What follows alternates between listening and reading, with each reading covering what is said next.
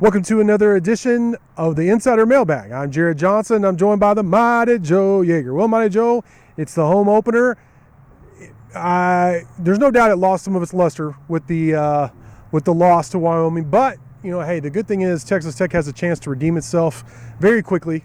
Number 13 Oregon coming here to the Jones, which is right behind us, and I'm expecting a really good showing. But it is an Oregon week, and we have a lot of good questions from the subscribers, so let's dive right into them. First one comes from Saddle Tramp, and this is the obvious one. Tech lost. What about the backup quarterback? What will it take to ever see Baron Morton get his shot? Well, it's not there yet. I mean, I think, if Tyler Shuck has a really bad first half and Tech is down 3 scores at halftime, then I think you might see Barron get a shot. But, I mean, look, this coaching staff is invested in Tyler Shuck. And they're not going to make a move as long as it's not completely obvious that something has to be done. And Tyler Shuck didn't play great by any stretch of the imagination against Wyoming, but he was not, in my opinion, among the top 3 problems of the team. I thought there was a lot of other things going on that were even worse. Yeah. So if you're talking about jerking people out of the starting lineup, you might look at a couple of defensive linemen, a couple of offensive linemen, even before you get to Tyler Shuck. So, but yeah, just to get back to it, terrible first half. Out goes Shuck, in comes Barron. Next question comes from Cajun Raider. Speaking of bigger problems, he says, what are the biggest problems Texas Tech has on the field right now? If you could only fix one of them, what would it be? There's a lot, so I'll let you go first, and I'll choose something else. Yeah, well, I mean, it's what we were concerned about most coming in, the offensive line. It was a concern last year. It was a problem at times last year.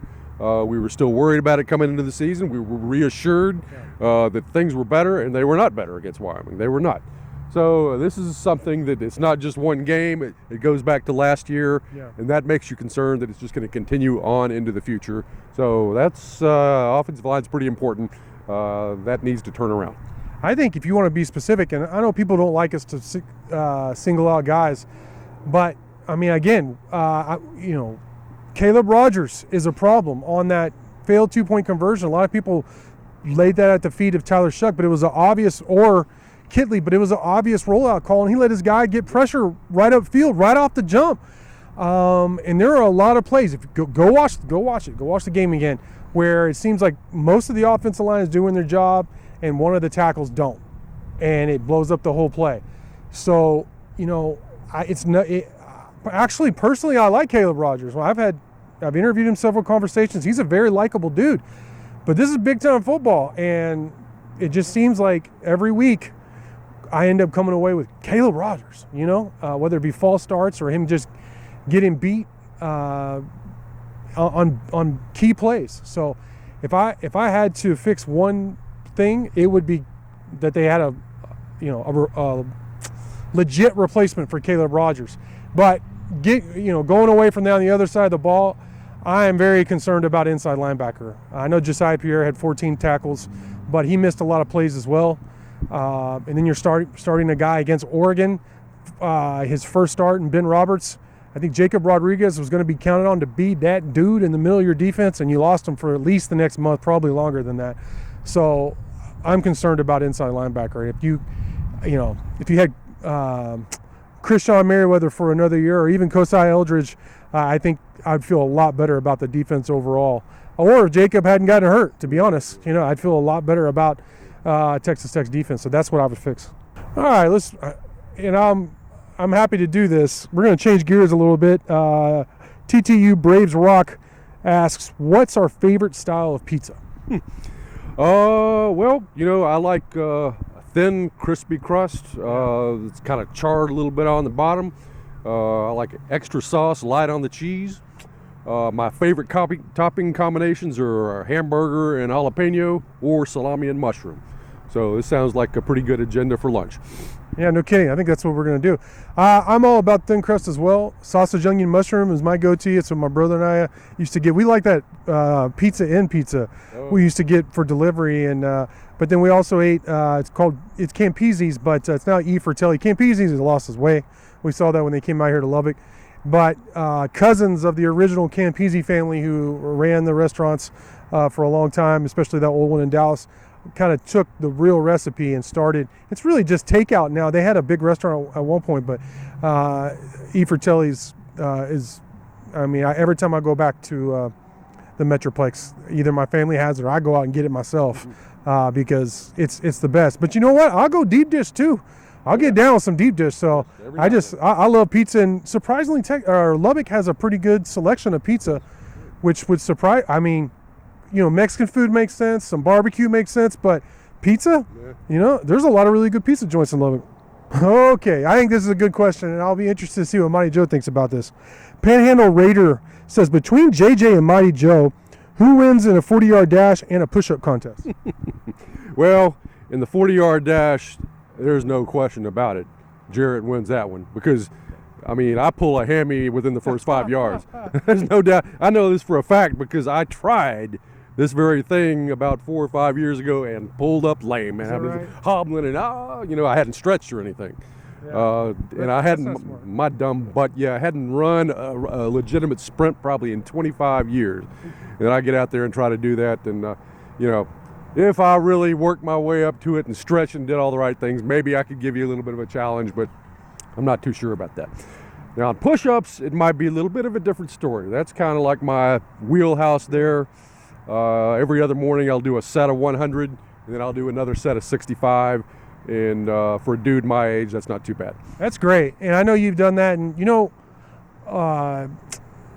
if you're watching this, you probably follow us on the board, and we have all kinds of conversations. And, you know, I lift. I lifted right before we did this. I lift 5-6 days a week.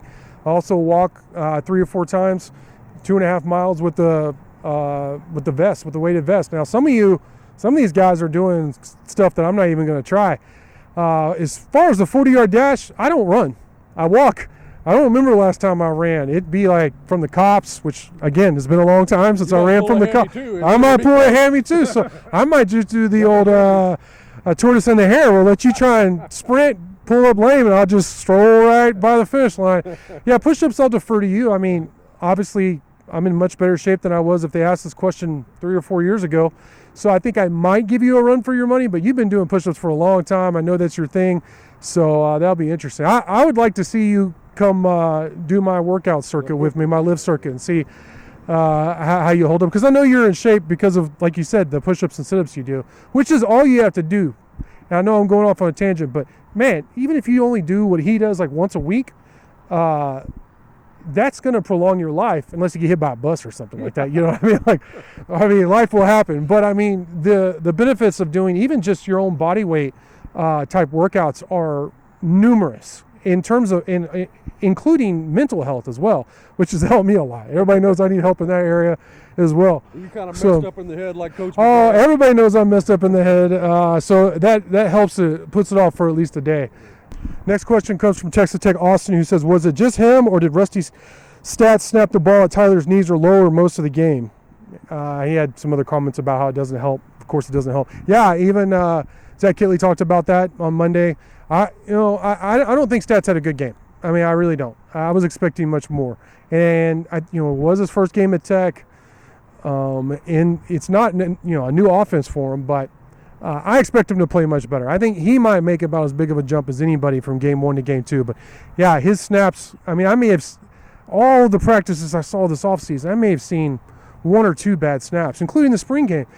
And so we saw more against Wyoming than we did all offseason, which is a different animal. But I was very surprised with that, Joe. We can hope that the entire team, not just Rusty Stats, played uncharacteristically.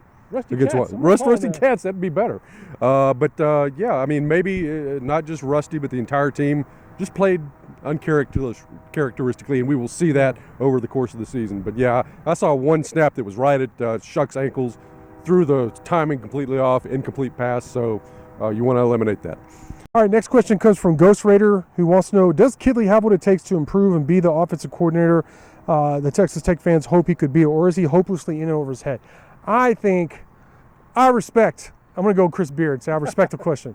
I really do, because there have been times, and we've produced content, especially last season, saying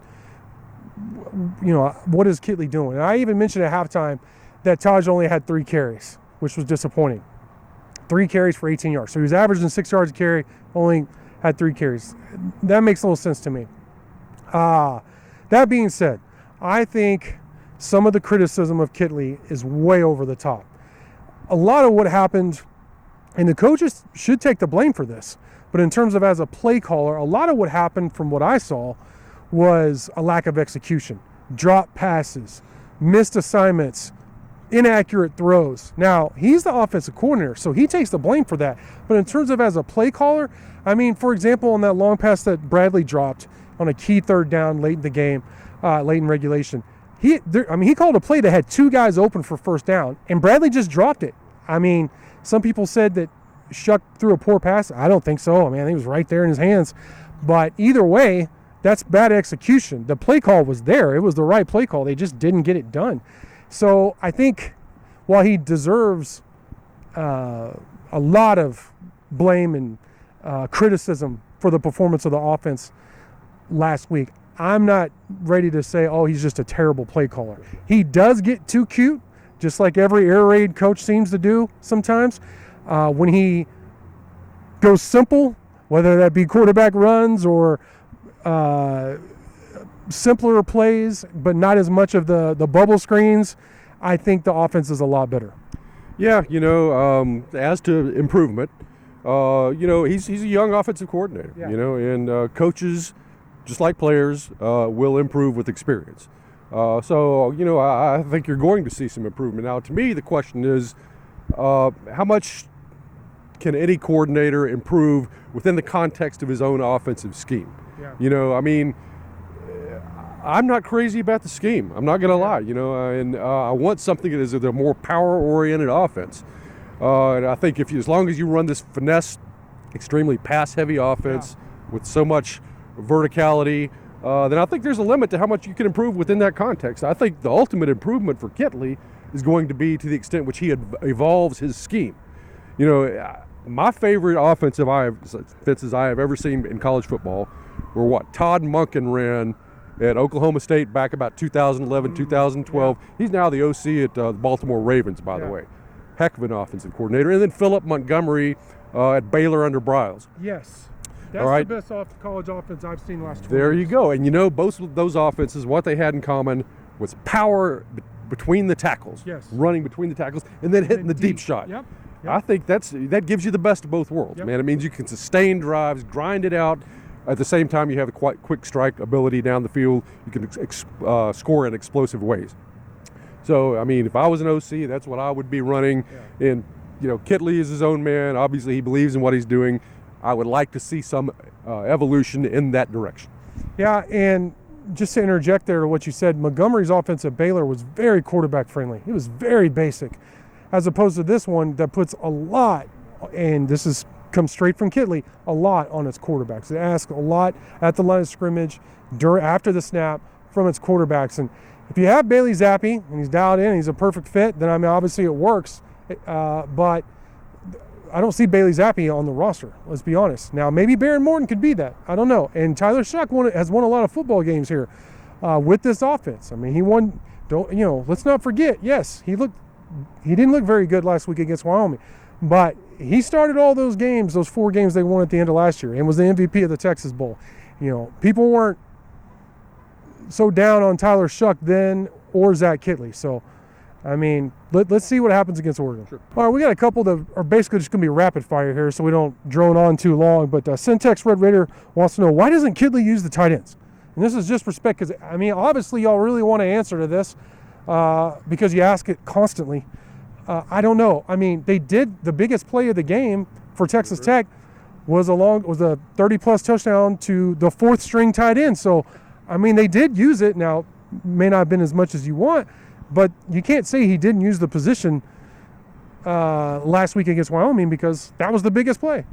That's true. But I think if you're expecting the tight ends to be sort of like the feature aspect of the offense, that's just not going to happen. This isn't Iowa State. No, it's not. It's certainly not. And he likes the ball in the hands of the receivers. He does. And, I assume that's because those guys are more likely to give you the rack and the yak, and that's what he's trying to get. with this sort of cross the field short range game, hit guys on the run, get them upfield that way. And with the big old 6'9", 270 Mason Tharp, you're probably not going to get quite as much of that, or the Henry Teeter or something like that. So I'm assuming that's why these guys are going to be mainly blockers, and just don't expect them to catch Jay Samaro numbers at the tight end position. And they may be out in running routes, and Tyler Shuck may just not like to throw to tight ends for whatever reason. That may be a question for Shuck as much as Kitley. Yeah. Red Raider says, JJ, on signing day, McGuire raved about all the speed they signed. Any chance we see any of those guys in here this weekend or soon? I mean, they're going to be here. Some of them will be dressed up, but they're true freshmen, other than really Dre McCray, who's going to play. And I thought he played all right against Wyoming. I'd like to see him get the ball more. I mean, you could see his quickness and speed when he got the ball thrown to him. Michael Dingle is another option to inside linebacker, but I still think he's third or fourth on the depth chart, and rightfully so as a true freshman. But Jordan Sanford might play some. Brandon Jordan isn't really a speed guy. He's pretty quick, but he's really more of a physical in the box kind of safety, playing star. I think he started last week actually because Baskerville was coming back from a turf toe. So, I mean, you're not going to see a lot of the true freshman speed because this is a veteran ball club. That probably won't show up for at least another season or two. 78 Tech wants to know, why didn't Isaac Smith have his knee repaired knowing it was an old injury when he had a hip surgery? He did know it was an old injury. They were unaware of the injury until he had this flare-up. So that is why, obviously, if they knew he had a slight tear in his ACL, they would have fixed it then. All right, the final question comes from TWLDS Raider, who says, is Coach McGuire concerned about attendance this week? The letter from Cody and the tweet and Bryce. No, I think it's just... it's sold out now in terms of butts in the seats. No, I'd be surprised if he's concerned about actual fans, Red Raider fans turning out for the game, for the home opener against number 13 Oregon. I think it's more just the overall support. There's been a lot of backlash, and understandably so. And I think he's just trying to they're doing the PR game to try and weather the damage between now and the next opportunity they have to play. Yeah, and you don't want to leave anything to chance, Right. I mean, attendance matters, support matters, guys making a hell of a lot of racket matters. Right. You want that. I mean, go back to Chris Beard. That guy was a maniac he was. about attendance and getting people to show up and be vocal and so forth. That's just kind of a common par for the course coaching thing these days. So, I think it's just the nature of the beast these days. All right, Mighty Joe. Great stuff from you as always. Great questions from y'all. I really liked your questions for the most part this week. Thank you for watching, and until next time.